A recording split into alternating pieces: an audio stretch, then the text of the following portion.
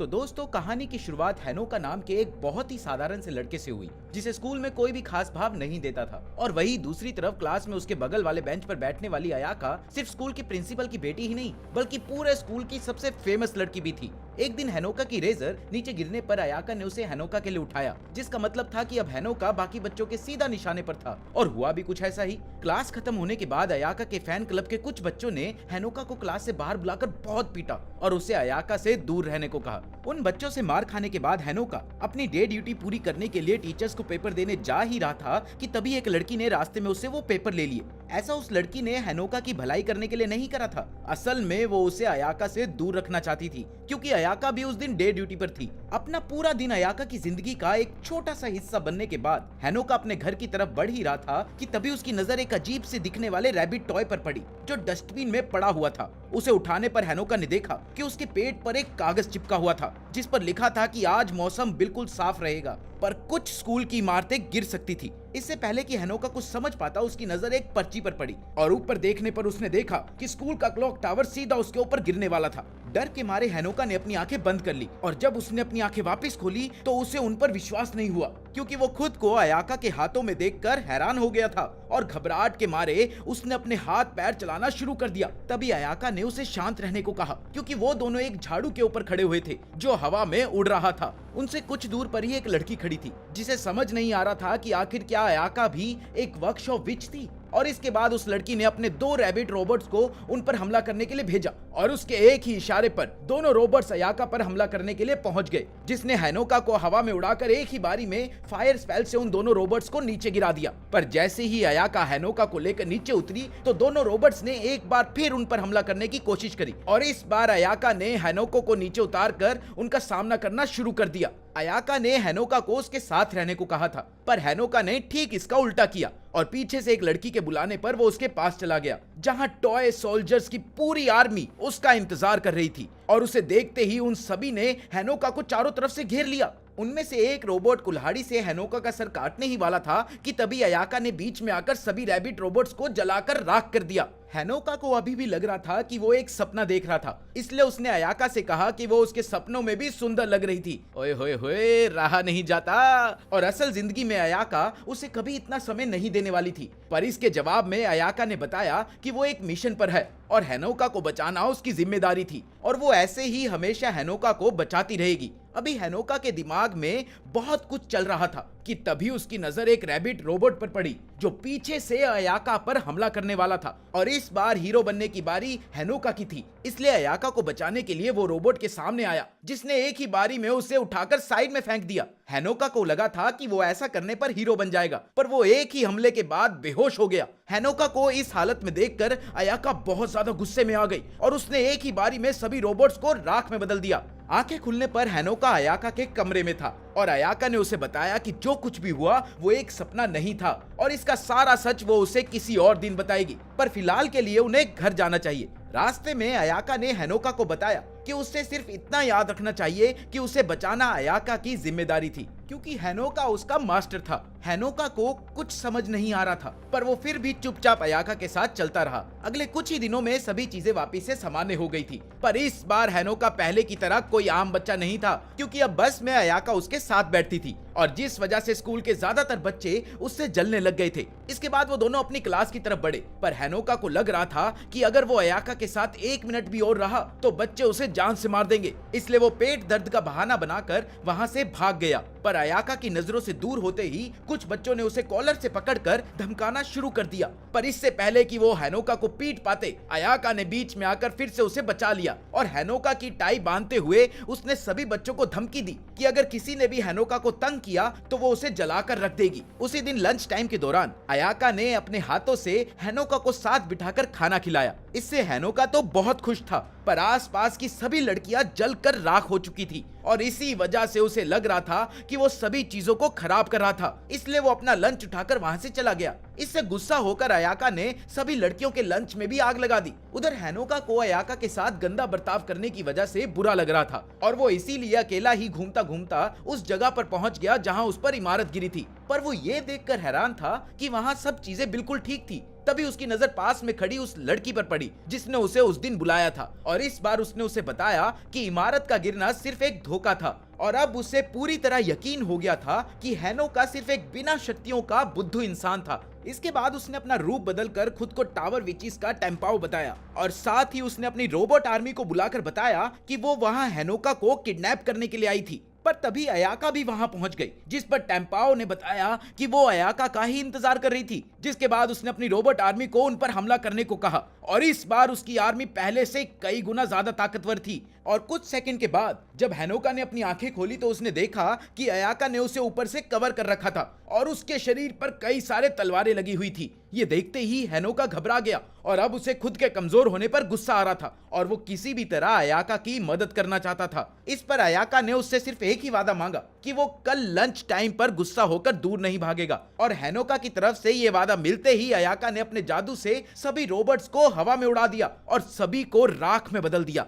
इसके बाद वो हैनोका को अपने हाथों में पकड़कर टेम्पाओ की तरफ बढ़ी, पर अयाका के हमला करने से पहले ही टेम्पाओ अपने सोल्जर्स का सहारा लेकर वहां से भाग गई। और इसके बाद अयाका ने हैनोका को आंखें खोलने को कहा और आंखें खोलते ही उसने देखा कि सभी चीजें वापस से नॉर्मल हो चुकी थी, मानो कि वहां कभी लड़ाई हुई ही ना हो। और इसके बाद वो अपना दिन खत्म करते हुए दोनों अपने घर चले गए। अगले दिन स्कूल में 5 नए बच्चों का एडमिशन हुआ और ये कोई और नहीं बल्कि टेम्पाओ और उसके साथ टावर विचीज थे। अगले कुछ दिनों तक हैनोका लगातार अयाका से विचक्राफ्ट और टेम्पाओ के बारे में पूछता रहा और एक दिन उसने ये फैसला किया कि वो अयाका से तब तक सवाल करता रहेगा जब तक वो उसका जवाब नहीं देगी। पर उस दिन अयाका बस में आई ही नहीं और स्कूल पहुंचकर क्लास का दरवाजा खोलते ही उसके सामने खड़ी थी टेम्पाओ और उसके साथी जो असल में अयाका की कैद में थे। क्लास के बाहर लगे बोर्ड को दोबारा पढ़ने पर हैनोका को पता चला कि असल में वो टॉर्चर सोसाइटी क्लब में पहुंच गया था और उसे भरोसा था कि वो अपनी क्लास में ही आया था। इसीलिए उसने इसके बारे में अयाका से पूछा, जिसने उसे बताया कि असल में अयाका ने हैनोका के ऊपर एक खास जादू किया था, जिसके बाद वो सीधा उसके पास ही आएगा क्योंकि वो उससे मिलना चाहती थी।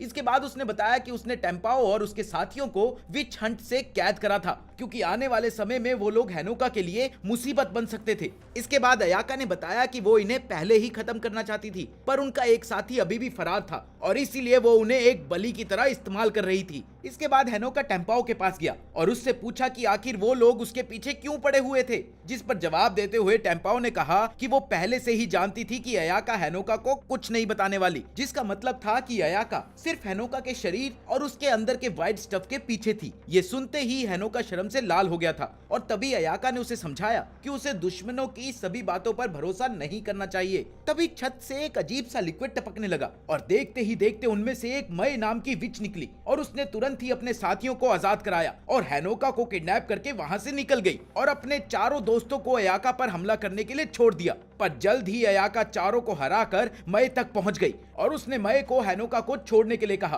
पर मई ने अयाका को जवाब दिया कि वो आगे ना बढ़े वरना उसका भेड़िया हैनोका की गर्दन पर हमला कर देगा। पर अयाका को इससे कोई फर्क नहीं पड़ा और वो लगातार मई की तरफ बढ़ती रही और उसको इतने पास देखकर मई ने अपने जानवर को हैनोका की गर्दन पर हमला करने को कहा और भेड़िए के हमला करते ही अयाका ने लात मारकर हैनोका को बचा लिया और हैनोका की गर्दन पूरी तरह से ठीक थी, बल्कि भेड़िए के दांत का निशान अयाका की गर्दन पर था। ये देखते ही मई और उसके चारों दोस्त तुरंत ही वहां से भाग गए। कुछ देर बाद आंख खुलने पर हैनोका फिर से अयाका के कमरे में था और उसने देखा कि अयाका ने गर्मियों में भी स्कार्फ पहना हुआ था। हैनोका को होश में देखकर अयाका ने सबसे पहले उससे माफी मांगी और बताया कि वो भी चाहती थी कि हैनोका एक आम जिंदगी ही जिए, पर अगर चीजें इसी तरीके से चलती रही तो टावर विचीज लगातार उसे ही निशाना बनाते रहेंगे और इस सब को रोकने के लिए उन्हें इसके पीछे के मास्टरमाइंड को खत्म करना था। पर अयाका को अभी भी नहीं पता था कि आखिर इसके पीछे था कौन। सारी बातें सुनने के बाद हैनोका समझ गया था कि ये सब उसकी ही वजह से हो रहा था और अयाका भी स्कार्फ के नीचे अपनी चोट को छुपा रही थी।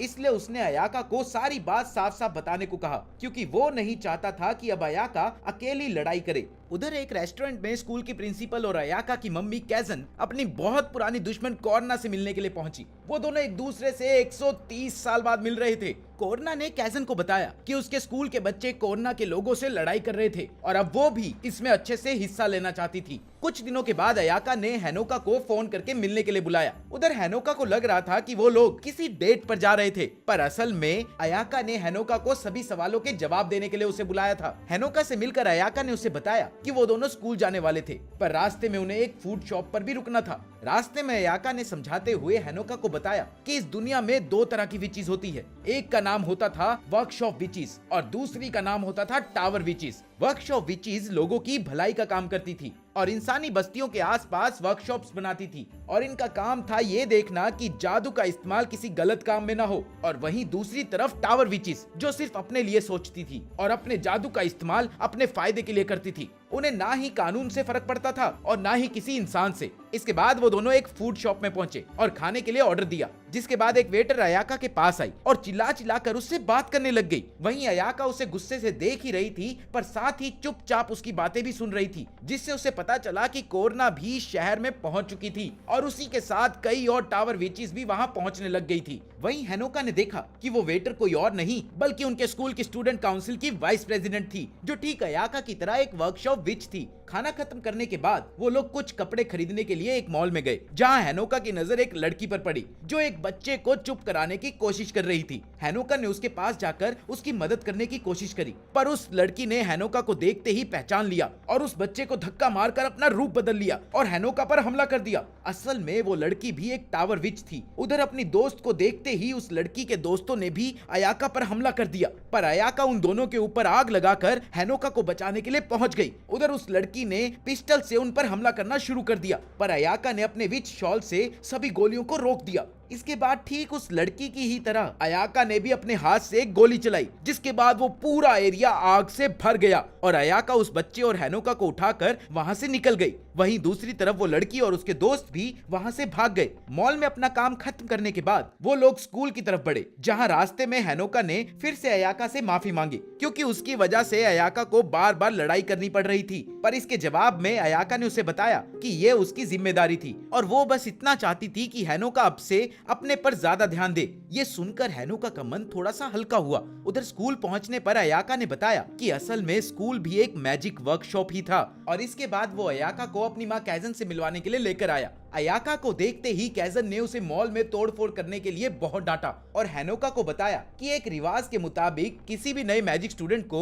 उसकी पहली क्लास से पहले अपने मास्टर से मिलवाया जाता था और इसीलिए आज कैजन ने हेनोका को मिलने के लिए बुलाया था। अगले दिन ट्रेनिंग के दौरान टेम्पाओ और उसके साथी अयाका और हेनोका पर हमला करने के लिए पहुंच गए, पर अयाका को इससे कोई खास फर्क नहीं पड़ता था, क्योंकि वो जानती थी कि वो एक ही बारी में उन्हें हरा देगी। इसलिए उसने हेनोका को ध्यान से देखने और सीखने को कहा। उधर टेम्पाओ और उसके साथियों के हमला करते ही अयाका ने उन्हें हवा में उड़ा दिया, पर हेनोका को कुछ भी समझ नहीं आया था। अगले दिन स्कूल में लॉकर खोलते ही हेनोका के ऊपर बहुत सारी चिट्ठियां गिर गई, जिनमें उसे जान से मारने की धमकियां भरी हुई थी। यहाँ तक कि एक ने तो उसके ऊपर काला जादू करने की कोशिश करी हुई थी, पर अयाका जानती थी कि ये काम उसके चाहने वालों ने किया था, इसलिए उसने हेनोका को बेफिक्र रहने को कहा। पर हेनोका स्कूल में अपने लिए बढ़ती हुई नफरत को महसूस कर सकता था, क्योंकि वो पूरा दिन अयाका के साथ ही रहता था। एक दिन घर वापस जाते वक्त उनकी पूरी बस खाली थी और तभी अयाका की नजर एक जादुई फिश पर पड़ी। उसने देखा कि बस में लगे बोर्ड पर अगले स्टेशन की जगह डेड एंड लिखा हुआ था। ये सब देखते ही अयाका चौकन्ना हो गई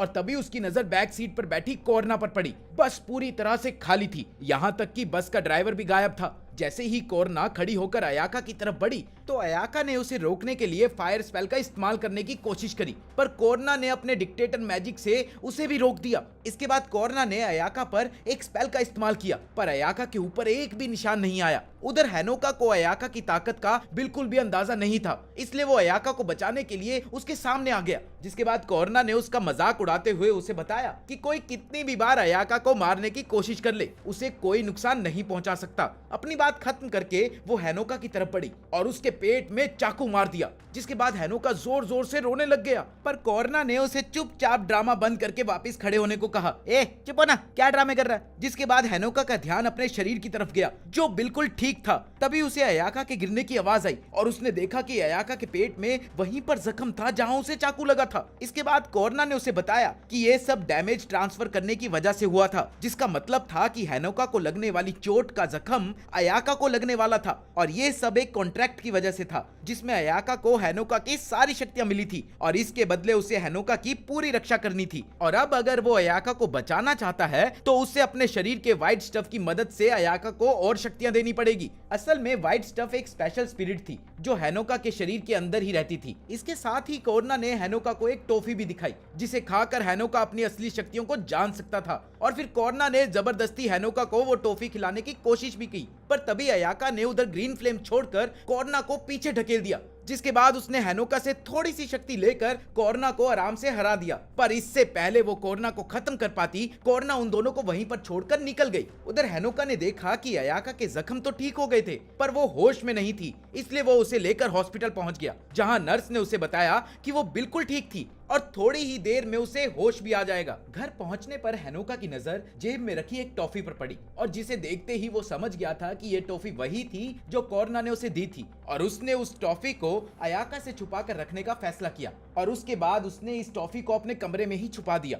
हेनोका के दिमाग में अभी भी कोर्ना की कॉन्ट्रैक्ट वाली बात चल रही थी, जिसका मतलब था कि हेनोका अयाका को स्कूल के पहले से जानता था। अगले दिन अयाका ने ट्रेनिंग के लिए पूरा हॉल बुक कर लिया था और साथ ही आज उसने हेनोका को उसका खुद का विच शॉल भी दिया और उसकी खूबियां भी बताना शुरू किया। सबसे पहले उसने हेनोका को लंबी छलांग लगाने को बोला और ऐसा करते ही वो छत पर पहुंच गया और साथ ही उसे बहुत हल्का महसूस हो रहा था। वापस नीचे आते वक्त अयाका ने उसे पकड़ लिया, जिसके बाद अयाका ने हेनोका को उसे भी बिल्कुल सेम तरीके से उठाने को कहा और अयाका को ऐसे उठाने पर हेनोका को समझ नहीं आ रहा था कि वो इतनी हल्की कैसे हो सकती है, जिस पर अयाका ने उसे बताया कि विच शॉल पहनते ही उनके शरीर का वजन एकदम कम हो जाता है ताकि वो ज्यादा आसानी से सारी चीजें कर सके। इसके बाद अयाका ने अपना एक हाथ आगे किया और उसे घुमाते ही उसके हाथ में झाड़ू आ गया, जिस पर उसने बताया कि ये झाड़ू उनकी शॉल के अंदर ही छुपा रहता है और एक ही इशारे में उनके हाथ में आ जाता है। हेनोका की बारी में वो झाड़ू तो नहीं ला पाया, पर एक छोटी सी चिड़िया उसके हाथ पर आकर बैठ गई, जिससे वो बहुत निराश हुआ।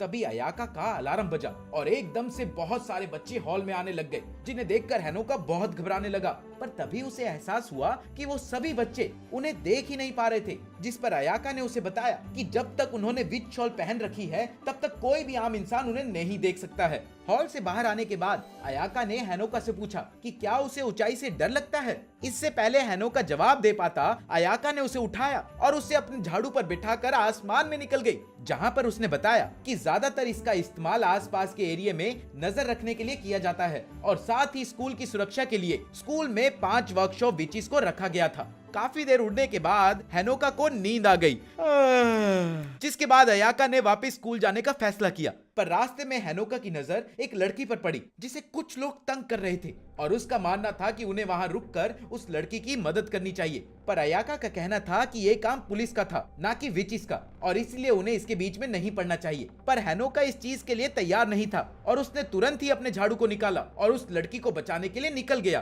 पर उसे उड़ना तो आता नहीं था, वो बड़ी मुश्किल से गिरते गिरते बचा और नीचे पहुंचते ही उसने सीधा एक गाड़ी की तरह उन चारों में टक्कर मार दी, जिसके बाद उन्होंने फिर से खड़ा होकर हेनोका को घेर लिया। पर ठीक उसी समय अयाका भी वहां पहुंच गई और उसने उन चारों को अपने जादू से भस्म कर दिया। इसके बाद हेनोका के सवाल करने पर अयाका ने उन्हें बताया कि वो चारों कोई आम इंसान नहीं थे, बल्कि टावर विचिस थे, क्योंकि हेनोका के शॉल पहनने के बावजूद भी वो उसे देख पा रहे थे। और वहीं दूसरी तरफ असल में वो लड़की हेनोका की छोटी बहन कासुमी की दोस्त थी और विच ना होने की वजह से उसे कुछ भी दिखाई नहीं दिया। उधर रोदनबर्ग शहर में मेडुसा नाम की एक टावर विच को बहुत ही ज्यादा सुरक्षा में कैद किया गया था, पर वो फिर भी किसी तरह उसे तोड़कर वहां से भाग गई और भागने के तुरंत बाद उसने सबसे पहले जाकर टेम्पाओ और उसके साथियों से मिलने का फैसला किया। पर उधर मेडुसा के कांटेक्ट करने से पहले ही टेम्पाओ और उसके साथी हेनोका को पकड़ने और अयाका को हराने की प्लानिंग कर रहे थे। पर उनके सामने ये सबसे बड़ी मुश्किल थी कि वो अयाका को आमने सामने लड़कर हरा नहीं सकते थे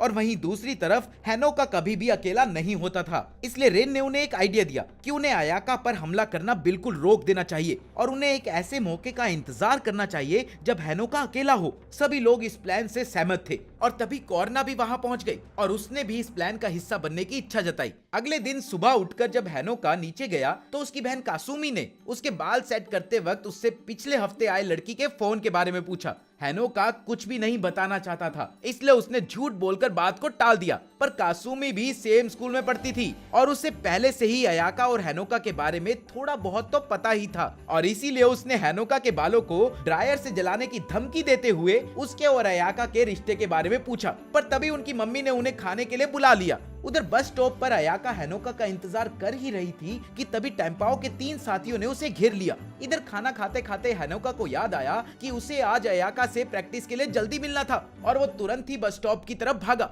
पर रास्ते में टेम्पाओ ने अपने रोबोट्स के साथ उसके लिए जाल बिछा रखा था और हैनोका के वहां पहुंचते ही वो टेम्पाओ के सामने गिर गया, जिसने उसे बताया कि अभी उसके बाकी साथी अयाका को पीट रहे होंगे क्योंकि उन्हें अयाका की कमजोरी के बारे में पता चल गया था। असल में कॉर्ना ने उन्हें बता दिया था कि अगर वो हैनोका को अयाका से अलग कर देंगे तो अयाका की शक्तियां कम हो जाएगी। उसी वक्त टेम्पाओ के 2 रोबोट्स एक बड़ी सी लात के वहां आते ही आसमान में उड़ गए। टेम्पाओ को समझ नहीं आ रहा था कि आखिर ये चल क्या रहा था। तभी उसने ऊपर देखा कि एक बहुत बड़ा बियर टॉय उसके रोबोट्स के साथ खेल रहा था। असल में ये सब कासुमी कर रही थी और वो भी एक वर्कशॉप विच ही थी। ये सब देखकर टेम्पाओ को बहुत गुस्सा आया क्योंकि कासुमी ने आखिरी मिनट में उनका पूरा प्लान खराब कर दिया था और अब कासुमी से लड़ने के लिए टेम्पाओ ने भी अपने बड़े रैबिट टॉय को बुलाया और जिसके बाद उनमें लड़ाई शुरू हो गई, जिसमें दोनों ने ही एक दूसरे को बराबर की टक्कर दी। पर अंत में बियर ने रैबिट को हरा दिया। पर तभी पीछे से रेन अपने डायनासोर को लेकर टेम्पाओ की मदद के लिए पहुंच गई और अब टेम्पाओ और रेन ने उसे दोनों तरफ से घेर लिया था। पर तभी कासुमी ने अपने स्पेशल पावर से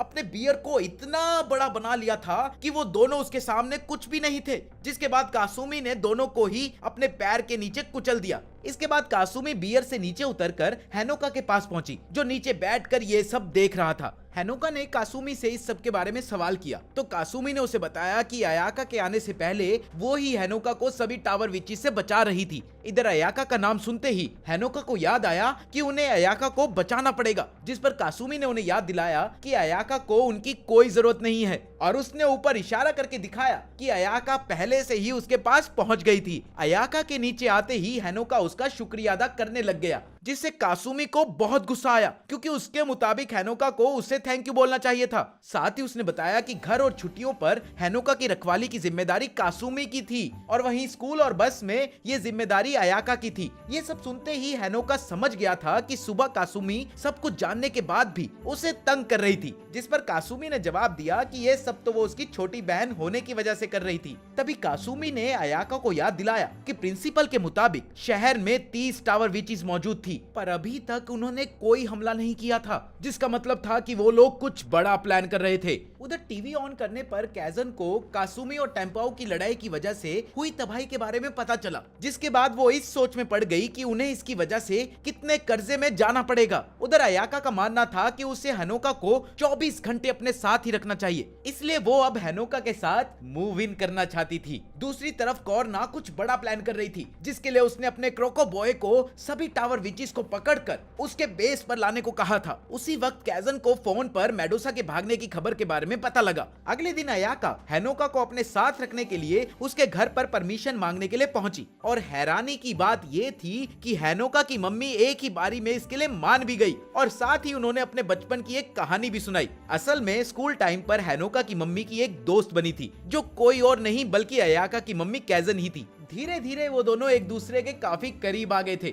और दोनों एक दूसरे के साथ शादी करना चाहते थे, पर उस जमाने में ये सब नहीं चलता था, इसलिए उन्हें अलग अलग आदमियों से ही शादी करनी पड़ी और उन्होंने एक दूसरे से ये वादा किया था कि वो दोनों अपने बच्चों की शादी आपस में ही कराएंगे, जिसका मतलब था कि उनके पैदा होने से पहले ही उन दोनों की सगाई हो चुकी थी। ये सब सुनते ही कासुमी गुस्से से पागल हो गई क्योंकि वो हैनोका के बिना नहीं रहना चाहती थी, जिस पर उनकी मम्मी ने उन्हें समझाने की बहुत कोशिश करी, पर वो फिर भी नहीं मान रही थी। तो इसीलिए जब तक हैनोका अपना बैग पैक करके घर से निकल नहीं गया, तब तक कासुमी को उसकी मम्मी ने पकड़ कर रखा। रास्ते में अयाका ने हैनोका से पूछा कि कहीं उसे उसके साथ अकेले रहने में कोई दिक्कत तो नहीं, जिस पर हैनोका ने जवाब दिया कि दुनिया के किसी भी लड़के को उसके साथ रहने में परेशानी हो ही नहीं सकती। और साथ ही उसने बताया कि उसे ऐसा महसूस हो रहा था कि मानो ये सब उसके साथ पहले भी हो चुका हो, जिस पर अयाका ने जवाब दिया कि उसे भी ऐसा ही लग रहा था कि ये सब पहले भी कई बार हो चुका है, पर वो जितना मर्जी याद करने की कोशिश कर ले उसे कुछ भी अच्छे से याद नहीं आ रहा था। पर उनमें एक फर्क था कि अयाका को उसका मिशन अच्छे से याद था। इसके बाद लेने के लिए उन्हें एक गाड़ी आई, जिसमें बैठकर हैनोका को पहली बार एहसास हुआ कि असल में अयाका बहुत ही ज्यादा अमीर थी। इसके बाद वो दोनों अयाका के घर में पहुंचे, जो बहुत ही बड़ी बिल्डिंग थी। अंदर घुसने पर कई सारे नौकर उनका इंतजार कर रहे थे और अयाका ने बताया कि वो ऊपर वाले फ्लोर में रहती थी, जिसके लिए उन्हें लिफ्ट लेनी पड़ेगी। इधर हेनोका ये सोच रहा था कि इतने बड़े घर में कोई कैसे रह सकता है। अयाका के कमरे में पहुंचकर उन्होंने देखा कि 3 नौकरों को पत्थर का बनाने के बाद मेडुसा उनका बहुत देर से इंतजार कर रही थी। मेडुसा को सामने देखकर अयाका ने हेनोका को 12वें फ्लोर पर जाने को कहा और वो खुद लिफ्ट का दरवाजा बंद करके अंदर चली गई। अंदर जाते ही अयाका ने अपना रूप बदला और अपनी पूरी शक्ति से मेडुसा से लड़ने लग गई। उधर हेनोका को समझ नहीं आ रहा था कि आखिर अयाका ने उसे दूर जाने को क्यों कहा था, क्योंकि हर बार वो उसे अपने पास ही रखती थी। और वो ये भी समझ गया था कि दुश्मन के ज्यादा ताकतवर होने की वजह से ही अयाका ने उसे 12वें फ्लोर पर जाने को कहा था। पर वो ये भी जानता था कि अगर वो अयाका से दूर चला गया तो उसकी शक्तियां काफी कम हो जाएगी, इसलिए उसने वहीं रुकने का फैसला किया। पर तभी लिफ्ट का दरवाजा टूटा और अयाका उसके सामने जमीन पर गिरी हुई थी और उसने हेनोका को अपना झाड़ू निकालकर वहां से भागने को कहा। पर मेडुसा के दिमाग में कुछ और ही चल रहा था और उसने अयाका को पत्थर का बनाना शुरू कर दिया, जिस पर हेनोका ने उससे बात करके रोकने की कोशिश तो करी, पर मेडुसा ने उसकी एक न सुनी। और तभी हेनोका को याद आया कि उसके पास भी कोरना की दी हुई टॉफी पड़ी हुई थी और अब अयाका को बचाने के लिए उसने टॉफी का इस्तेमाल करने का फैसला किया। हेनोका की टॉफी खाते ही एवर मिलन नाम की एक प्रिंसेस उसके सामने आ गई। मेडुसा ने एवर मिलन पर हमला करने की कोशिश तो करी, पर एवर मिलन ने उसे एक ही झटके में बिल्डिंग के साथ ही उड़ा दिया। उधर दूर से कैजन अपना काम खत्म करने के बाद खिड़की के बाहर देख ही रही थी कि तभी उसने अपनी आंखों के सामने अपने इतने महंगे घर को तबाह होते हुए देखा। उसे लग रहा था कि ये सब मेडुसा की वजह से हुआ था और इसीलिए उसने अपने असिस्टेंट को शहर की सभी विचेस को बुलाकर मेडुसा को पकड़ने का ऑर्डर दिया। उधर एवर मिलन ने हेनोका को बताया कि अयाका को वापस ठीक करने के लिए उसे अयाका को किस करना पड़ेगा और वो इतना बताकर वहां से चली गई। एवर मिलन के वहां से जाते ही मेडुसा अपने स्टूडेंट्स के साथ फिर से वहां पहुंच गई और मेडुसा को सामने देखकर हेनोका ने तुरंत ही अयाका को किस करके ठीक किया और चुपचाप उसके साथ चिपक गया। अयाका ने मेडुसा के स्टूडेंट्स को एक ही बारी में हरा दिया, जिसके बाद उसका पूरा ध्यान मेडुसा के ऊपर था, जिसने एक बार फिर से अयाका को पत्थर बनाने की कोशिश करी। पर इस बार अयाका हार नहीं मानने वाली थी। उधर हेनोका बहुत ज्यादा थक गया था और इसलिए वो लड़ाई के बीच में ही अयाका की गोद में सो गया। आंख खुलने पर हेनोका स्कूल के नर्स रूम में था और अयाका को अपने सामने देखकर उसे लगा कि वो कोई सपना देख रहा था, जिस पर अयाका ने उसे बताया कि ये कोई सपना नहीं था और पर्दा हटाकर उसने दिखाया कि मेडुसा और उसके सभी स्टूडेंट्स बगल वाले बिस्तर पर ही आराम कर रहे थे। लेकिन अयाका के मुताबिक अब वो लोग उन पर कभी हमला नहीं करने वाले थे। और इसके बाद अयाका ने हिसाब बराबर करने के लिए हेनोका को किस किया। इसके बाद वो दोनों वापस से हेनोका के घर गए, क्योंकि अब अयाका के पास रहने के लिए घर ही नहीं था। उधर कैजन ने सभी विचेस को बुलाया था, इसलिए कासुमी भी रात को बाहर ही रहने वाली थी। और अगले दिन जब वो पूरी रात मेडुसा को ढूंढने के बाद घर पहुंची तो वो सीधा हेनोका को मिलने के लिए उसके कमरे में गई, जहां उसने हेनोका और अयाका को एक दूसरे के काफी करीब देखा, जिसके बाद उसे बहुत गुस्सा आया और उसके बाद उसने अयाका से बदतमीजी से बात करना शुरू कर दिया। ये सुनते ही उनकी मम्मी को चक्कर आने लग गए और वो वहीं पर बेहोश हो गई, जिस पर हेनोका ने गुस्से से कासुमी को शांत कराया और सबसे पहले स्कूल के लिए निकल गया। उधर स्कूल में स्टूडेंट काउंसिल की एक मीटिंग चल रही थी, जहां प्रेसिडेंट सभी मेंबर्स पर गुस्सा करते हुए उन्हें याद दिला रही थी कि पिछले 2 हफ्तों से हेनोका अयाका के कुछ ज्यादा ही करीब आ गया था और अभी भी किसी ने इसे रोकने के लिए कुछ भी नहीं किया था। तभी वाइस प्रेसिडेंट ने उसे अयाका की दी हुई धमकी के बारे में याद दिलाया, जिसके बाद प्रेसिडेंट सीधा स्टूडेंट काउंसिल के एडवाइजर और उनके साइंस टीचर कोचिरा की तरफ मुड़ी और उसे इस मामले में कुछ करने को कहा और अगर वो ऐसा नहीं करता तो स्टूडेंट काउंसिल उसे उसकी पोस्ट से निकालने वाली थी। उस दिन कोचिरा सीधा अयाका और हेनोका के पास पहुंचा और उन्हें साइंस लैब में बुलाया, जहां उसने सीधा सीधा हेनोका को निशाना बनाते हुए कहा कि अब हेनोका उसे काफी परेशान कर रहा था और स्कूल के दूसरे साल में आने की वजह से वो अयाका को ठीक से जानता भी नहीं था। इसके बाद उसने स्कूल के प्रिंस और प्रिंसेस के चुनाव का पूरा प्रोसेस उसे समझाया, जिसमें कई सारी क्वालिटीज को देखने के बाद वोटिंग की जाती थी और ये स्टूडेंट एक तरह से स्कूल का चेहरा बनता था और अगर इस स्टूडेंट के बारे में कोई भी बातें बनाने लगता था तो इसका सीधा असर स्कूल पर पड़ता और अयाका के मामले में भी यही सब हो रहा था। इसके बाद हेनोका ने अयाका की तरफ से बोलना तो चाहा, पर कोचिरा को उसकी सफाई से कोई फर्क नहीं पड़ता था। जिसके बाद अयाका ने उसे बताया कि ये प्रथा तब से चलती आ रही थी जब स्वर्ग की एक प्रिंसेस इंसानों के साथ पढ़ाई करने के लिए धरती पर आई थी, जिस वजह से उसे प्रिंसेस का दर्जा दिया गया था। कोचीरा ने भी इसमें हामी भरते हुए बताया कि स्कूल के प्रिंसिपल के बाद प्रिंस या प्रिंसेस का ओहदा ही सबसे बड़ा होता था और अयाका पहले से ही प्रिंसिपल की बेटी थी, तो इस वजह से उसके पास पहले से ही दो सबसे बड़ी पावर्स थी। तभी अयाका ने उन्हें बताया कि उसके पास इस समस्या से निकलने के लिए एक काफी अच्छा प्लान था और ये सुनते ही कोचीरा काफी शांत हो गया। इसके बाद वो हैनोका और खुद को एक अलग ही डायमेंशन में ले गए, जहां उसने कॉर्ना द्वारा दी गई टॉफी जैसी एक और टॉफी हैनोका को दिखाई और बताया कि ये वाली टॉफी पिछली टॉफी से थोड़ी हल्की थी। उधर हैनोका को समझ नहीं आ रहा था कि आखिर कोचीरा को उस टॉफी के बारे में कैसे पता चला, जिस पर कोचीरा ने उसे बताया कि वो लोग आज यहाँ आए ही इसलिए थे क्योंकि हैनोका ने उस टॉफी को खाकर अपनी 5 में से एक सील तोड़ी थी और इसके बारे में पता चलते ही जल्द ही प्रिंसिपल भी हैनोका की दुश्मन बनने वाली थी, क्योंकि वर्कशॉप हेडक्वार्टर्स ने हैनोका की जिम्मेदारी कैजन को इसलिए दी थी क्योंकि वो खुद एक बहुत ही ताकतवर विच थी और वो आजाद सिर्फ इस शर्त पर घूम सकता था कि वो सील्स को कभी ना टूटने दे। और अब एक सील पहले ही टूट चुकी थी और जल्द ही धीरे धीरे बाकी सील्स भी टूटने वाली थी, पर फिलहाल कैजन मेडुसा को ढूंढने में बिजी थी और इसीलिए अभी तक उसका ध्यान हैनोका पर नहीं पड़ा था। पर जल्द ही उसे ये भी पता लग जाएगा कि मेडुसा को भी अयाका और हैनोका ने ही छुपा रखा था। इसके बाद कोचीरा ने हैनोका को एक ऑफर दिया कि वो अयाका का साथ छोड़कर उसे अपना रक्षक बना सकता है, पर तभी अयाका ने डायमेंशन को तोड़ते हुए कोचीरा पर हमला कर दिया और हैनोका को लेकर वहां से निकल गई। कोचीरा ने भी जादू की मदद से अपनी जान बचा ली थी। इसके बाद अयाका हैनोका को सीधा स्पीकर पर ले गई, जहां उसने सभी स्टूडेंट्स को एक हॉल में इकट्ठा होने को कहा। सभी बच्चों के पहुंचने के बाद अयाका स्टेज पर गई और उसने एक स्पीच दी, जहां उसने बताया कि आखिर वो स्कूल के बारे में कितना सोचती थी। साथ ही उसने हैनोका को स्कूल का नया प्रेसिडेंट भी घोषित कर दिया और अब वो खुद वाइस प्रेसिडेंट बन चुकी थी। इसके बाद हैनोका ने स्टूडेंट काउंसिल को एक स्पीच दी, जहां उसने बताया कि वो जानता था कि फिलहाल वो किसी को भी पसंद नहीं था, पर जल्द ही वो खुद को प्रूव करके दिखाएगा ताकि सभी लोग उसे दिल से अपना प्रेसिडेंट मान सके। उधर कासुमी को अयाका का हैनोका को कंट्रोल करना बिल्कुल भी पसंद नहीं आ रहा था और अब उसने अपने भाई को वापस लेने का फैसला किया। स्कूल से वापस आते वक्त कासुमी ने उनके ऊपर नजर रखी हुई थी और जैसे ही रास्ते में वो लोग एक टॉय शॉप पर घुसे तो कासुमी ने अपने बियर से हैनोका को किडनैप कर लिया और अयाका को नींद का इंजेक्शन लगा दिया, जिसके बाद उसने अपने बियर को एयरप्लेन मोड पर डाला, जो उसने अपने आधे घर को काट कर बनाया था। कासुमी का प्लान था कि वो हैनोका को लेकर जंगलों में चली जाएगी ताकि वहां कोई उन्हें तंग ना कर सके, और साथ ही उसने बताया कि उसने टीचर की सारी बातें सुन ली थी और वो जानती थी कि आने वाले टाइम पर कैजन और अयाका दोनों ही हैनोका के दुश्मन बनने वाले थे। तभी उनकी नजर एक बहुत बड़ी परछाई पर पड़ी जो उनके ऊपर उड़ रहे ड्रैगन से बनी थी, जिसे और कोई नहीं बल्कि अयाका ही उड़ा रही थी। इसके बाद अयाका ने उन पर हमला करना शुरू कर दिया, जिनसे बचने की कोशिश में कासुमी ने आधे शहर को ही तबाह कर दिया, पर फिर वो एक बिल्डिंग में जाकर क्रैश हो गई। पर इससे पहले वो जमीन पर गिरते अयाका ने बीच में ही आकर उन सभी को बचा लिया। इसके बाद वो उन्हें घर ले गई और शांति से उन्हें सुला दिया। रात को हैनोका की आंख खुलते ही उसने सबसे पहले अयाका से कासुमी की हरकत के लिए माफी मांगी, जिस पर अयाका ने उसे माफ भी कर दिया और थोड़ी देर तक बातें करने के बाद अयाका भी सो गई, पर हैनोका चुपचाप उसे देख रहा था।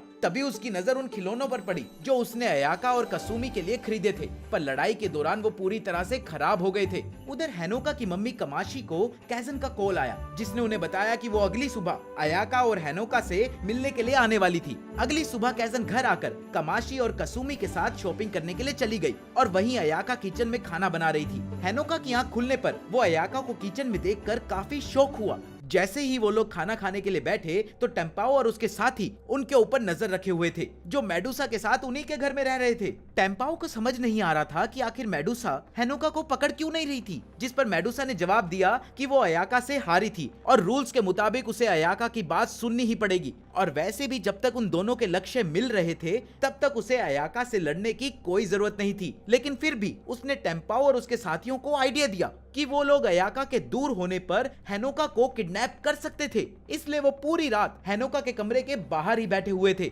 पर अयाका एक बार के लिए भी हैनोका से दूर नहीं हुई और सुबह सीधा खाना बनाने के लिए किचन में आ गई, जैसे मानो उसे सोने की जरूरत ही ना हो। थोड़ी देर बाद कैजन, कमाशी और कासुमी भी घर पहुंच गए और अयाका उनसे मिलने के लिए चली गई, और वहीं दूसरी तरफ हैनोका बाथरूम में चला गया, जहां मई और बाकी विचीज ने उसे बंदी बना लिया। पर फिर भी हैनोका किसी तरह दरवाजे तक पहुंच गया, जहां अयाका और बाकी सब खड़े हुए थे। ये देखते ही कैजन ने सबसे पहले कामाशी और कासुमी को बेहोश कर दिया और अयाका को बताया कि वो लोग मई और बाकी विचीज को पकड़कर उनसे मेडुसा का पता बचा निकलवा लेंगे। पर जैसे ही कैजन आगे बढ़ी तो अयाका ने बीच में आकर उसे रोक दिया, जिसे देखकर कैजन एक बार के लिए तो काफी हैरान हो गई और उसने हेनोका से अयाका को रोकने को कहा। तभी हेनोका को एहसास हुआ कि अयाका सच में अपनी मम्मी से मेडुसा को बचा रही थी और इस बार उसने अयाका का साथ देने का फैसला भी किया। तभी अयाका ने मेडुसा को आवाज लगाकर बताया कि वो फिलहाल कॉन्ट्रैक्ट के हिसाब से ही चलने वाले थे, जिस पर मेडुसा ने बाहर आकर अयाका के गले पर दांत मार दिया, जिसके बाद वो दोनों एक बन गए और वहीं हेनोका बेहोश हो गया।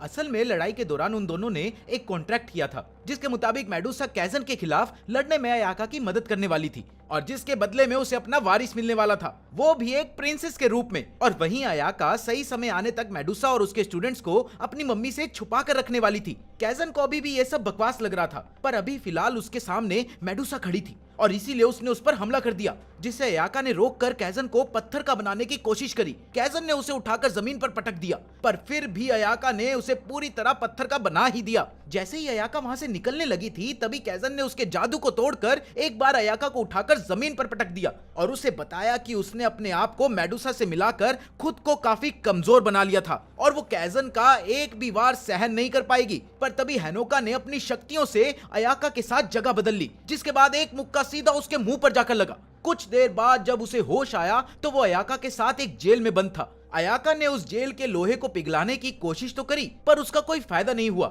इसके बाद उसने बताया कि असल में वो लोग कैजन के एक पनिशमेंट चैम्बर में कैद थे और साथ ही उसको और मेडुसा को पहले ही अलग कर दिया गया था और ये उनके लिए बहुत बड़ी मुसीबत थी, क्योंकि मेडुसा से पूछताछ में उनका सारा राज बाहर आने वाला था। इसके बाद उसने बताया कि उसकी मम्मी ने पहले ही उसे बताया था कि किसी भी हाल में हेनोका की सील्स नहीं टूटनी चाहिए, क्योंकि उन्हीं की बदौलत स्कूल को सुरक्षा मिल रही थी और अब उनके टूटने के बाद हेनोका उनके लिए एक परेशानी बन गया था और इससे निकलने का एकमात्र तरीका था कि वो लोग कैजन को हरा दे। हेनोका का चेहरा अभी भी मुक्के की वजह से दर्द कर रहा था और उसे समझ नहीं आ रहा था कि आखिर अयाका ये सब सोच भी कैसे सकती थी, जिस पर अयाका ने उसे बताया कि उसने इसके लिए भी कुछ सोचा हुआ था। उधर कोर्ना और कैजन एक गेम खेल रहे थे, जिसके बीच में कोर्ना ने मेडुसा के बारे में पूछा, जिस पर कैजन ने बताया कि वो मेडुसा से अच्छे से पूछताछ करना चाहती थी। पर तभी रोदनबर्ग से कुछ ऑफिसर्स आकर उसे अपने साथ ले गए। अभी कैजन अपनी बात खत्म करते हुए चाय पी ही रही थी कि तभी स्कूल की बिल्डिंग में एक बहुत बड़ा धमाका हुआ और उसने देखा कि अयाका और हेनोका अपनी जेल के ठीक ऊपर खड़े हुए थे। ये देखते ही कैजन को बहुत गुस्सा आया और उसने अयाका से पूछा कि आखिर उसने बिल्डिंग को क्यों तोड़ा, जिस पर अयाका ने जवाब दिया कि वो उससे लड़कर उसे हराने वाली थी, जिस पर कैजन ने भी जवाब दिया कि आखिर उसे लड़ना ही क्यों था और उसने तुरंत ही अयाका और हेनोका को अपने कपड़े बदलकर घर जाने को कहा। इसके बाद घर जाते समय अयाका और हेनोका को एहसास हुआ कि असल में कैजन को सील्स के बारे में कुछ पता ही नहीं चला था। उस रात अयाका के काफी करीब सोने की वजह से हेनोका को सपने में अयाका की मेमोरीज दिखाई दी, जब कैजन ने दो विचीज की बेटियों को अयाका का दोस्त बनने के लिए चुना था और बाद में यही दोनों स्टूडेंट काउंसिल के वाइस प्रेसिडेंट और थर्ड मेंबर भी बने थे। इनका नाम था केन और टोको और ये बहुत ही जल्द अयाका के काफी अच्छे दोस्त भी बन गए थे और जल्द ही उन्हें एहसास हुआ कि अयाका लोगों से जल्दी बात नहीं कर पाती थी, पर वो बाकी सभी चीजों में बहुत ज्यादा तेज थी और धीरे धीरे उन दोनों को ही अयाका की पर्सनैलिटी से प्यार होने लग गया और देखते ही देखते अयाका को पसंद करने वाले बच्चों का एक बहुत बड़ा ग्रुप बन गया था, जिस वजह से अयाका आगे जाकर प्रिंसेस भी बनी।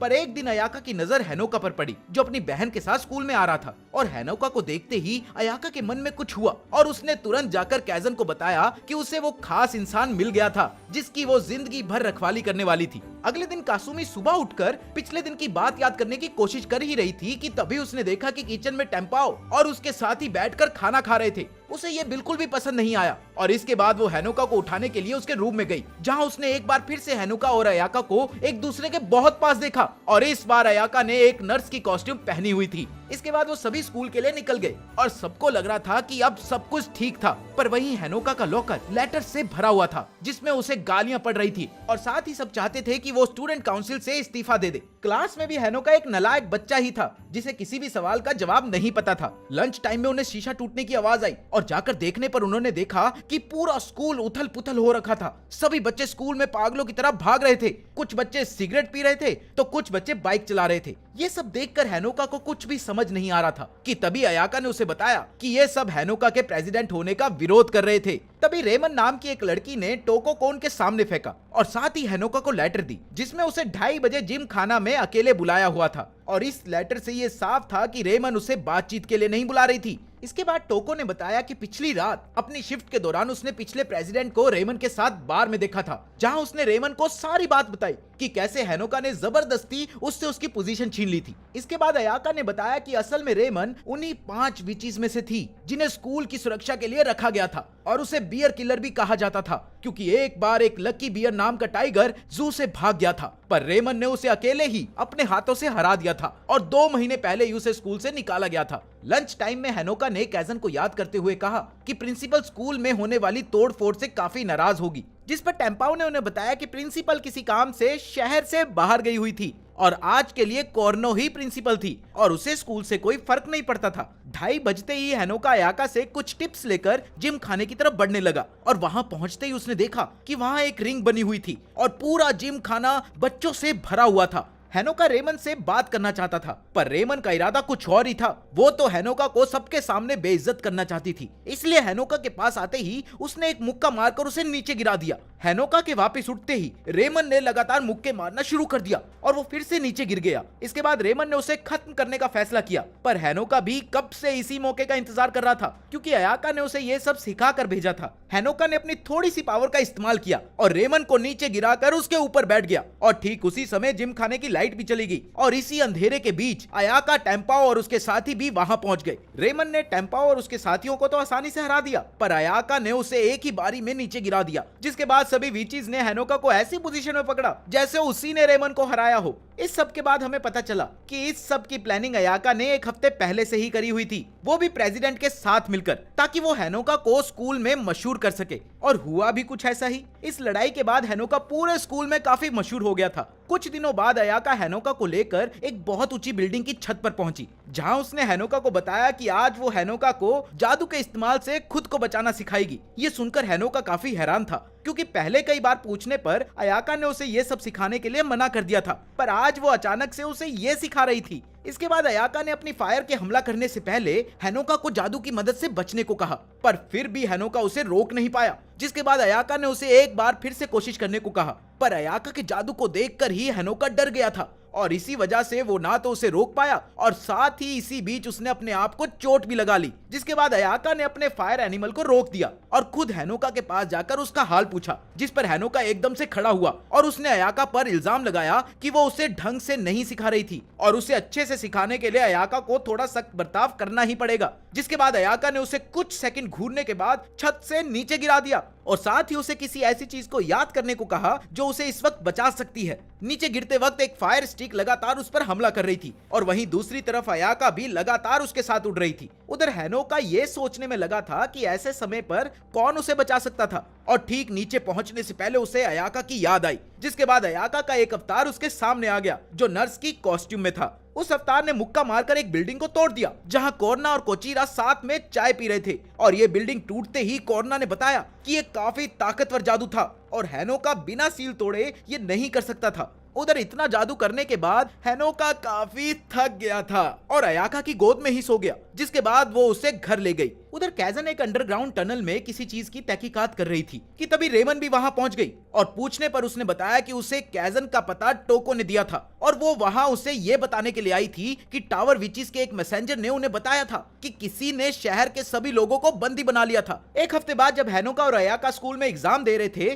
तो वहीं कैजन उस मैसेंजर से मिलने के लिए पहुंची, जिसका नाम था वीकेंड। कैजन पहले से ही जानती थी कि वीकेंड हेनोका और उसकी शक्तियों के पीछे थी और वो वहां उससे डील करने के लिए आई थी, पर वीकेंड का कहना कुछ और था। असल में कैजन ने पूरे शहर में एक शील्ड लगा रखी थी, जिस वजह से विचीज आम आदमियों को नहीं मार सकती थी। जैसे ही शहर में किसी को चोट लगती तो कैजन का जादू उसे ठीक करने में लग जाता था और ये काम कोई साधारण विच नहीं कर सकती थी, पर कैजन काफी ताकतवर थी और इसीलिए उसने पूरे शहर को बचा के रखा था। वहीं वीकेंड के पास एक आइडिया था और उसके मुताबिक अगर पूरे शहर पर एक साथ धमाका किया जाए तो कैजन की सारी शक्तियां लोगों को बचाने में ही लग जाएगी और वो वैसे भी इतने सारे लोगों को एक साथ नहीं बचा पाएगी और इसका फायदा उठाकर वीकेंड हेनोका को कैदी बना सकती थी। इसके बाद वीकेंड ने ठीक ऐसा ही किया और एक बटन से उसने पूरे शहर में बिछाए अपने सभी बम्स को एक साथ फोड़ दिया जिसकी वजह से पूरे शहर में तबाही मच गई। पर इसमें कैजन के अलावा किसी को भी नुकसान नहीं हुआ, क्योंकि कैजन ने अपने सारे जादू को काम पर लगा दिया था। इसके बाद कैजन को एक कमरे में बंद कर दिया गया और वीकेंड के मुताबिक उसे पूरी तरह ठीक होने में कम से कम 1 हफ्ते का समय लगने वाला था, जो वीकेंड के लिए काफी था।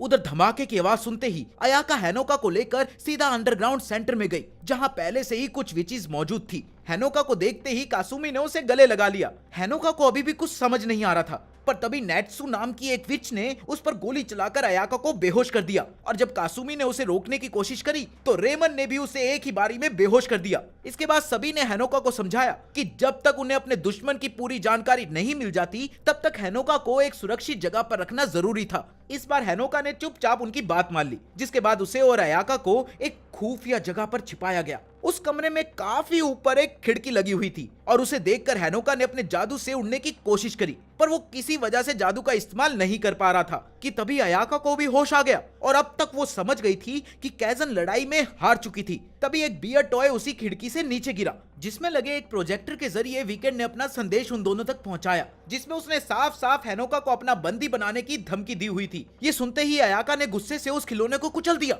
जिस वजह से एक धमाका हुआ और इसी धमाके में उस कमरे की एक दीवार भी टूट गई। इसके बाद उसने हेनोका को विश्वास दिलाया कि वो लोग यहाँ से निकलकर वीकेंड को पक्का हरा देंगे, पर फिलहाल वो लोग जादू का इस्तेमाल नहीं कर सकते थे, क्योंकि उनका पूरा शहर तबाह हो चुका था। इसके बाद वो दोनों 2 घंटे सीढ़ियां चढ़ने के बाद उस जगह से बाहर निकले तो उन्होंने देखा कि पूरा शहर जल रहा था। ये सब देखकर हेनोका को बहुत बुरा लगा और वो इस सब तबाही के लिए खुद को जिम्मेदार समझ रहा था। साथ ही उसे लग रहा था कि शायद इस हमले में उसकी माता की भी मौत हो गई होगी, पर अयाका इसका पूरा सच जानती थी। इसलिए उसने हेनोका को समझाया कि जब भी किसी शहर में एक वर्कशॉप बनाई जाती थी तो वर्कशॉप का हेड शहर के दिल के साथ एक कॉन्ट्रैक्ट करता था, जिसकी मदद से किसी भी हमले के दौरान उस जादू से सभी नॉन विचेस को बचा लिया जाता था और इसीलिए कमाशी बिल्कुल सही सलामत थी। साथ ही शहर खुद को ठीक करने के लिए वर्कशॉप विचेस के जादू का इस्तेमाल करता था, पर फिलहाल कैजन के गायब होने की वजह से उनमें से कोई तब तक जादू का इस्तेमाल नहीं कर सकता था जब तक वो लोग एक नया कॉन्ट्रैक्ट नहीं बना लेते।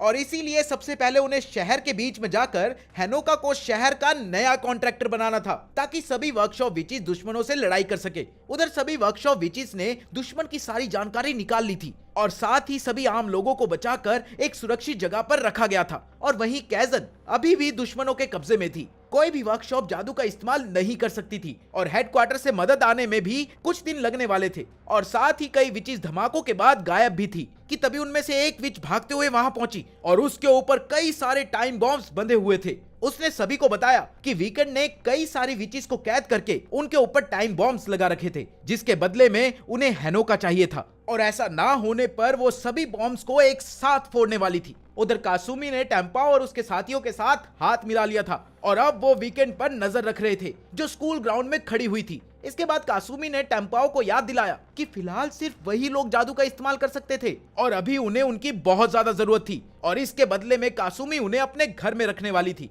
उधर अयाका और हेनोका अपने मकसद की तरफ बढ़ ही रहे थे कि तभी वीकेंड की एक साथी जुपिटर ने उन्हें रास्ते में ही रोक लिया, जिसके बाद उसने पत्थरों से उनके ऊपर हमला कर दिया, जिस वजह से वो दोनों नीचे गिर गए और अब वो अयाका को खत्म करना चाहती थी। पर तभी अयाका ने जोर से उसके मुंह पर लात मारी, जिसे देखकर वो हैरान रह गई और एक ही लात में अयाका उसे हराकर आगे बढ़ गई। उधर अंडरग्राउंड वर्कशॉप में नेट्सू बम को डिफ्यूज करने की कोशिश कर रही थी, पर उसके पास सिर्फ 18 मिनट ही बचे हुए थे। सिर्फ 18 मिनट है तुम्हारे पास? खैर, उसी वक्त कोरना भी अपने कमरे में सोकर उठी तो वो शहर का ये हाल देखकर हैरान रह गई। सवाल करने पर उसके क्रॉक बॉय ने उसे बताया कि ये सब वीकेंड ने ही किया था और ये वही वीकेंड थी जिसने कोरना को भी हेनोका के बारे में टिप दी थी। शहर का ये हाल देखकर कोरना समझ गई थी कि वीकेंड ने कैजन को हराया था और अब वो खुद एक बार वीकेंड से लड़ना चाहती थी। उधर नेट्सू एक आखिरी कोशिश करने के लिए वीकेंड के पास पहुंची और उसे सरेंडर करने को कहा, पर वीकेंड के मुताबिक उनके पास बर्बाद करने के लिए ज्यादा समय नहीं था और उन्हें तुरंत ही हेनोका को उसके हवाले कर देना चाहिए था,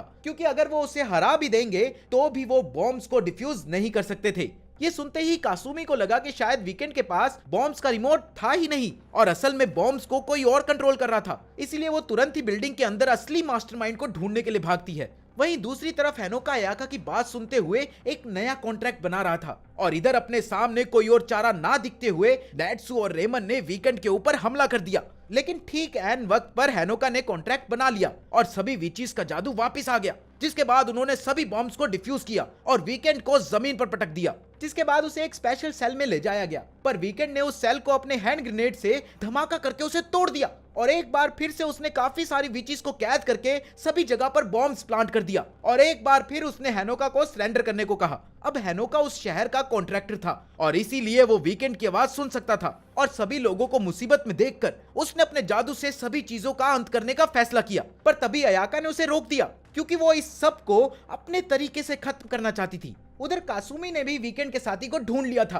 और दूसरी तरफ कोर्ना ने भी जुपिटर को बंदी बनाकर उससे वीकेंड के पूरे प्लान की जानकारी निकलवाना शुरू कर दिया था। हेनोका को बेहोश करने के बाद अयाका ने उसे स्कूल के रेस्ट रूम में लिटा दिया। बिस्तर पर लेटते ही हेनोका को कैजन और अपनी माता के बारे में एक सपना आया, पर तभी कोचिरा ने फिर से उसे किसी दूसरे डायमेंशन में खींच लिया, जो एक ऐसा कमरा था जहां सभी लोगों के सपनों को स्टोर किया जाता था। और उसने हेनोका को बताया कि शहर के कॉन्ट्रैक्टर होने की वजह से वो किसी भी इंसान के सपनों को देख सकता था। इसके बाद वो उसे लिफ्ट में एक ऐसी जगह पर लेकर गया जहां सभी नॉन विचीज को एक तारे के रूप में रखा गया था, ताकि सब कुछ ठीक होने के बाद उनकी मेमोरीज के इस हिस्से को मिटाकर उन्हें वापस से शहर में भेजा जा सके। और ये सारा कोचिरा के हिस्से में ही आता था। वहीं दूसरी तरफ कासुमी और वीकेंड के साथी के बीच घमासान लड़ाई चल रही थी और कासुमी का सामना करने के लिए वो कॉपी मैजिक का इस्तेमाल कर रहा था, जिससे उसे सामने वाले के जादू को कॉपी करने की शक्ति मिलती थी। दोनों ही एक दूसरे को बराबर की टक्कर दे रहे थे। पर तभी लड़ाई के दौरान स्कूल का एक हिस्सा टूट गया, जहां पर टेम्पा और उसके साथी खड़े हुए थे। उन्हें नीचे गिरता देख कासुमी उन्हें बचाने के लिए आगे बढ़ी और इसी बीच उसके दुश्मन को एक मौका मिल गया। पर तभी मेडुसा भी वहां पहुंच गई, जिसने वीकेंड के साथी को पत्थर का बना दिया और तुरंत अपने स्टूडेंट्स को लेकर वहां से निकल गई, क्योंकि उसके पीछे पीछे रोदनबर्ग की कुछ विचीज भी आ रही थी। उधर नर्स ऑफिस में पहुंचकर एटोरी ने हेनोका का हालचाल पूछा। अयाका ने सामने से उसे बताया कि फिलहाल हेनोका को काफी तेज बुखार था, क्योंकि उसने अयाका के कहने पर जबरदस्ती अपने जादू का इस्तेमाल करके एक नया कॉन्ट्रैक्ट बनाया था। इसके बाद एटोरी ने अयाका को सारी जानकारी देते हुए बताया कि कोर्ना भी टावर विचीज को पकड़ रही थी, जो असल में उसका काम ही नहीं था। एटोरी की पूरी बात सुनकर अयाका ने उसे हेनोका का ध्यान रखने को कहा और वो खुद अपने झाड़ू पर बैठकर वीकेंड को खत्म करने के लिए चली गई। वीकेंड के सामने आते ही अयाका ने उस पर हमला कर दिया, पर एक धमाके ने उसे पीछे ढकेल दिया, जिस पर वीकेंड ने उसे बताया कि उसके पास कैजन और उसकी तरह कोई खास शक्तियां नहीं थी और इसीलिए उसने कई साल लगाकर ये बॉम्ब्स तैयार करके सभी जगह फैलाए थे, ताकि वो कभी भी इनका इस्तेमाल कर सके। और उस पूरे कमरे में भी कई बॉम्ब्स लगे हुए थे, इसलिए अयाका आज वीकेंड से जीत ही नहीं सकती थी। इसके बाद उन्होंने फिर से लड़ना शुरू किया, जिस बीच वीकेंड लगातार बॉम्ब्स फोड़ती गई और ऐसे ही एक धमाके में उसने अयाका के ऊपर एक छत गिरा दी, जिसमें से अयाका बड़ी आसानी से बाहर निकल आई। इसके बाद उन्होंने फिर से लड़ना शुरू किया और इस बार अयाका वीकेंड को हराने ही वाली थी, पर आखिरी वक्त पर वीकेंड ने एक बॉम्ब फोड़कर अयाका को उठाकर दरवाजे पर फेंक दिया, जहां कई सारे राक्षस पहले से ही अयाका पर हमला करने के लिए तैयार बैठे थे।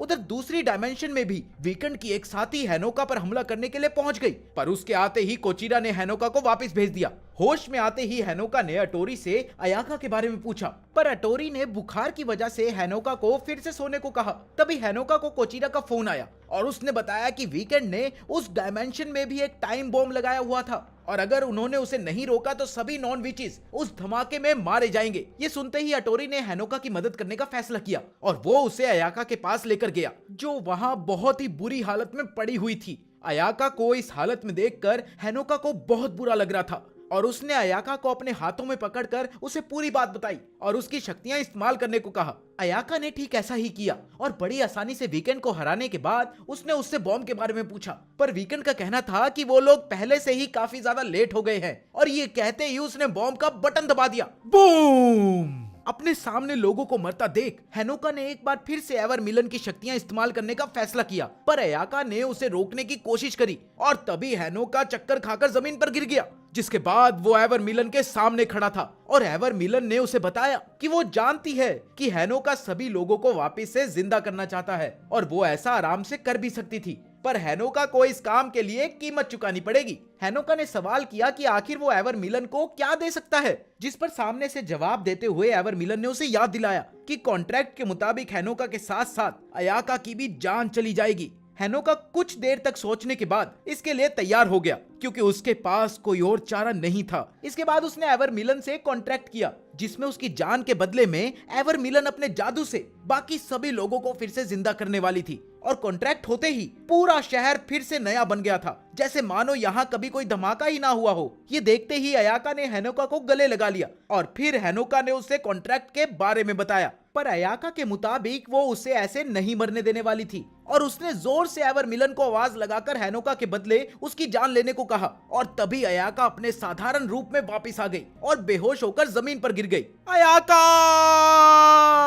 असल में अयाका बेहोश नहीं हुई थी, बल्कि एवर मिलन ने उसकी इच्छा मान ली थी। अभी हेनोका को दुख मनाने का मौका भी नहीं मिला था कि तभी वीकेंड ने पीछे से उस पर हमला कर दिया, जो एवर मिलन के जादू के बाद बिल्कुल ठीक हो गया था। पर तभी हेनोका ने वीकेंड से चाकू छीनकर उसे नीचे गिरा दिया और खुद उसके ऊपर बैठ गया। उसने जानबूझकर चाकू उसके सर के साइड में मारा और गुस्से में वीकेंड को कहा कि वो कितनी भी कोशिश कर ले, वो कभी भी उसे हरा नहीं पाएगी। पर तभी अपनी चोट की वजह से वो नीचे गिर गया। हेनोका की ये हालत देखकर वीकेंड उसे वहीं पर छोड़कर साथ की साथ वहां से चली गई, क्योंकि उसके मुताबिक उनके पास अभी भी एक हफ्ते का समय बचा हुआ था। पर कमरे से बाहर निकलते ही कोर्ना ने उन्हें रोक लिया और वो उन्हें अपने साथ ले गई। उधर सभी लोग खुश थे, पर हेनोका अयाका की लाश को देखकर काफी उदास था। तभी अटोरी भी वहां पहुंच गया और तभी उसे कोचिरा का फोन आया, जिसने उन्हें सभी चीजें ठीक होने की बधाई दी। फिलहाल हेनोका को इससे कोई फर्क नहीं पड़ता था। हेनोका ने कोचिरा को पूरी बात बताई, जिसे सुनते ही उसने कहा कि ऐसा हो ही नहीं सकता,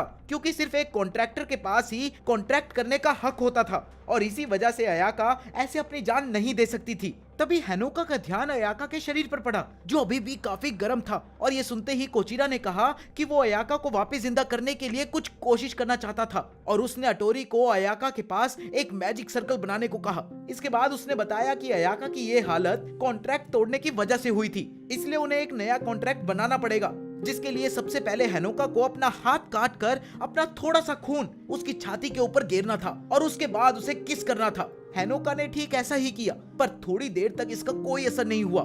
लेकिन थोड़ी देर बाद अयाका एक बार फिर से जिंदा हो गई।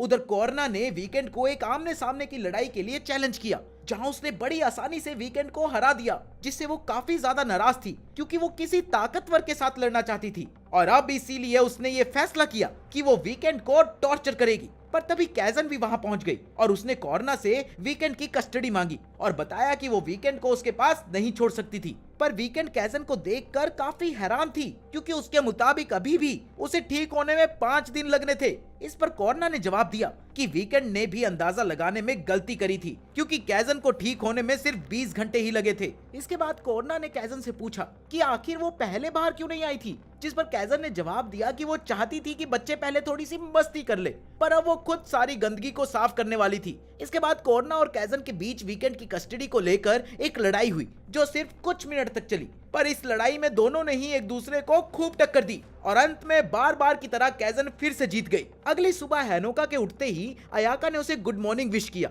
और स्कूल के लिए तैयार होने को कहा। रास्ते में चलते चलते हेनोका ने अयाका से उसके हालचाल के बारे में पूछा, जिस पर अयाका ने जवाब दिया कि वो पहले से तो बेहतर थी, लेकिन अभी भी उसके जादू को वापस आने में कुछ दिन लगने वाले थे। पर तभी टेम्पाओ और उसके साथियों ने उन्हें एक बार फिर से घेर लिया। पर अयाका के लिए वो छोटे बच्चे थे। छोटे बच्चे हो क्या? और उसने एक ही बारी में टेम्पाओ और मए को उनके सर से उठा दिया, जिसके बाद उन्होंने वापस कभी ना तंग करने का उनसे वादा किया। बाकी चैनल को लाइक और सब्सक्राइब करना मत भूलना यार। तो मिलते हैं अगली वीडियो में।